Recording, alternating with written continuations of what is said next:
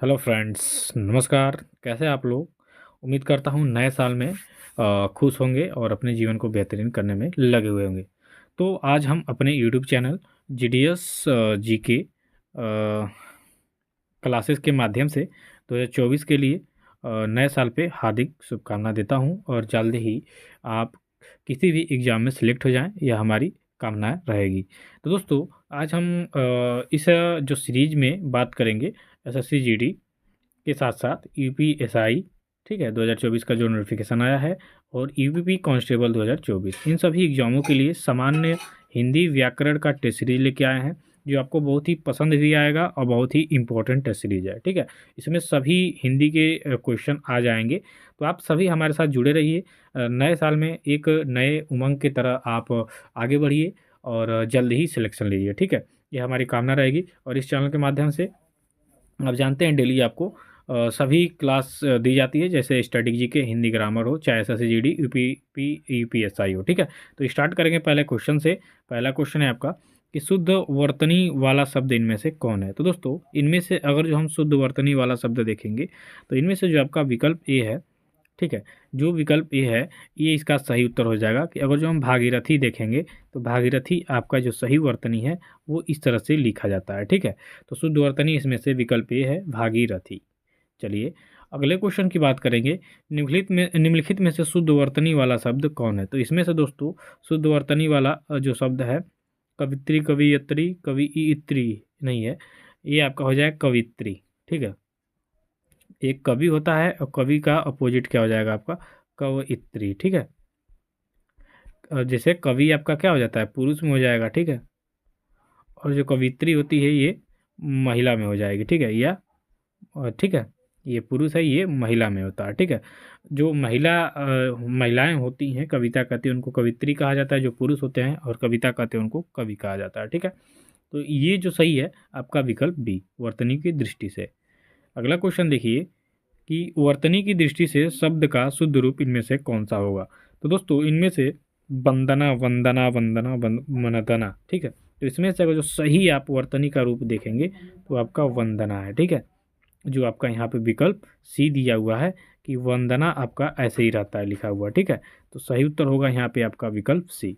चलिए मित्रों, next question देखेंगे कि अवसर के अनुरूप बदल जाने वाले को कहते हैं। अब देखिए, अनेक शब्दों के लिए एक शब्द से ये क्वेश्चन आपके सामने है कि अवसर के अनुरूप बदल जाने वाले को क्या कहते हैं। तो उसको हम लोग कहते हैं एक शब्द में अवसरवादी। कि अवसर के अनुरूप जो बदल जाते हैं उसे हम क्या कहते हैं दोस्तों, तो अवसरवादी कहते हैं। ठीक है, चलिए अब आगे देखेंगे कि बुरी संगत में रहने वाला के लिए एक शब्द क्या होगा। तो दोस्तों, बुरी संगत में रहने वाले के लिए एक शब्द हो जाएगा आपका कुसंगी। ठीक है, कु मतलब खराब, संगी माने संगत। तो खराब संगत में रहने वाले के लिए एक शब्द क्या हो जाएगा आपका, कुसंगी। कु मतलब क्या हो जाएगा दोस्तों, खराब हो जाएगा या बुरी हो जाएगा। ठीक है, संगी मतलब क्या हो जाएगा आपका, संगत हो जाएगा। तो जो खराब या बुरी संगत में रहते हैं उसे हम क्या कहते हैं दोस्तों, कुसंगी कहते हैं। ठीक है, तो बुरी संगत में रहने वाले के लिए एक शब्द हो जाएगा आपका कुसंगी। आगे बढ़िए, आगे के क्वेश्चन में है कि विवाद या गुटबाजी से अलग रहने वाला के लिए एक शब्द क्या हो जाएगा।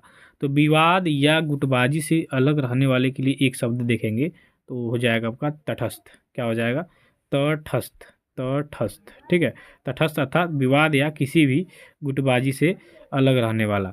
जैसे अभी क्वेश्चन में आपके आ जाए कि सबसे तटस्थ देश कौन है, तो आपका स्विट्जरलैंड है। कौन है, स्विट्जरलैंड। ठीक है, स्विट्जरलैंड का आपने नाम सुना होगा। ये किसी भी विवाद या गुटबाजी से अलग रहता है, इसलिए इसे कहते हैं कि सबसे तटस्थ देश कौन है, आपका स्विट्जरलैंड। तो ऐसे ही तटस्थ मतलब किसी भी विवाद या गुटबाजी से अलग रहने वाला को एक शब्द में तटस्थ कहते हैं। आगे वाले प्रश्न में है कि वह पुरुष जिसकी पत्नी मर गई हो। तो दोस्तों, वह पुरुष जिसकी पत्नी मर गई हो उसके लिए एक शब्द हम क्या कहेंगे, विधुर कहेंगे। ठीक है, क्या कहेंगे, विधुर। और वही अगर जो यहाँ पे ये क्वेश्चन हो कि वह स्त्री जिसका पति मर गया हो तो उसे हम क्या कहेंगे, तो विधवा कहेंगे। ठीक है, तो ये लोग सभी जानते हैं विधवा। और पुरुष वाला भी जान लीजिए कि अगर जिसकी पत्नी मर जाएगी उसे हम क्या कहेंगे, विधुर कहेंगे। चलिए आगे का प्रश्न है आपका, आंसू पीकर रह जाने मुहावरे का अर्थ सही क्या होगा। यानी ये मुहावरे से क्वेश्चन है आपके कि आंसू पीकर रह जाना मुहावरे का सही अर्थ क्या होगा।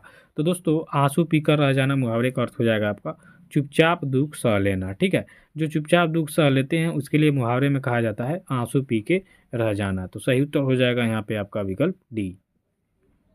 ऐसे ही नेक्स्ट क्वेश्चन देखेंगे कि घाट घाट का पानी पीना मुहावरे का अर्थ क्या होगा। तो दोस्तों घाट घाट का पानी पीना जैसे कहते हैं लोग, तो इस मुहावरे का आपका अर्थ हो जाएगा कि अनेक क्षेत्रों का अनुभव। ठीक है, आपके विकल्प में विकल्प आपका ए दिया हुआ है कि घाट घाट का पानी पीना अर्थात अनेक क्षेत्रों का अनुभव होना। तो सही उत्तर हो जाएगा यहाँ पे विकल्प आपका ए। अगला क्वेश्चन है कि आंख का अंधा नाम नयन सुख लोकोक्ति का सही अर्थ क्या होगा।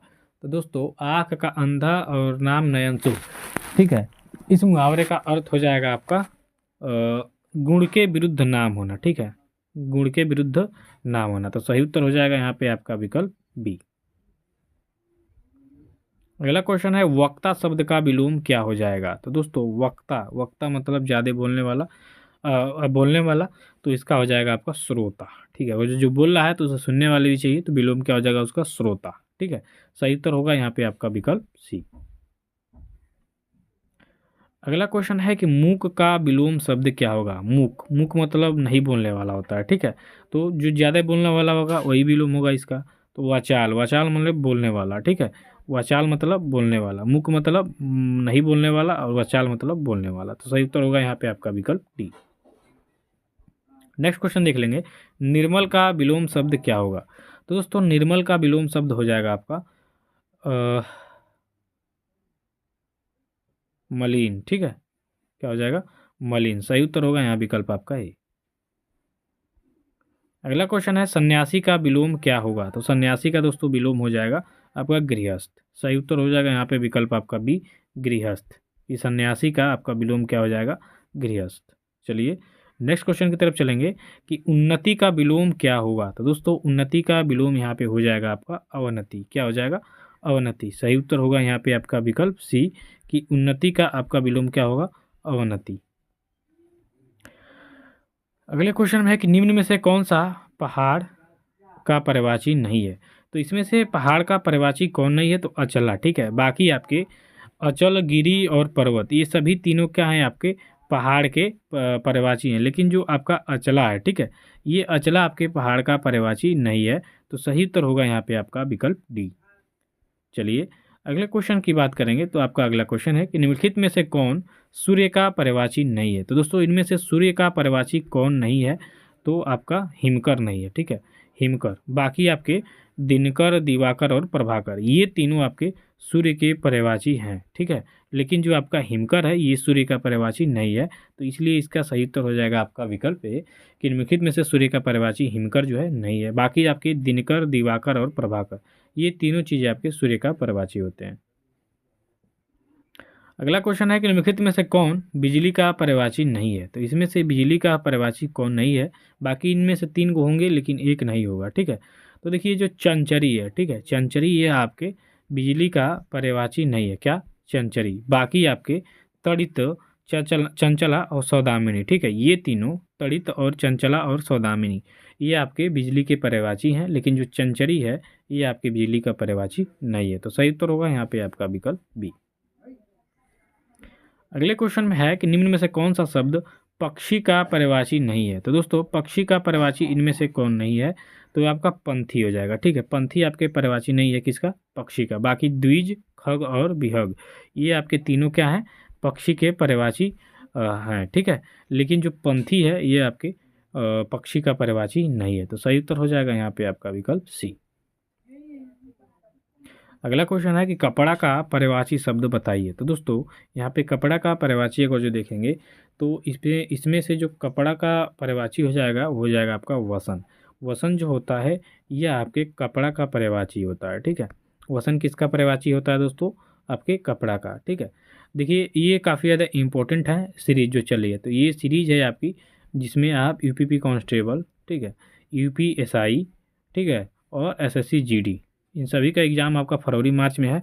तो इन सभी के लिए हिंदी के साथ साथ आपको 6 बजे यूपीपी कांस्टेबल का बैच चलता है जो कि स्टैटिक जीके का होता है, और आपका 7 बजे चलता है आपका एसएससी जीडी कांस्टेबल का स्टैटिक जीके का बैच। ठीक है, तो इन सभी भी बैचों को आप ज्वाइन कर सकते हैं फ्री में।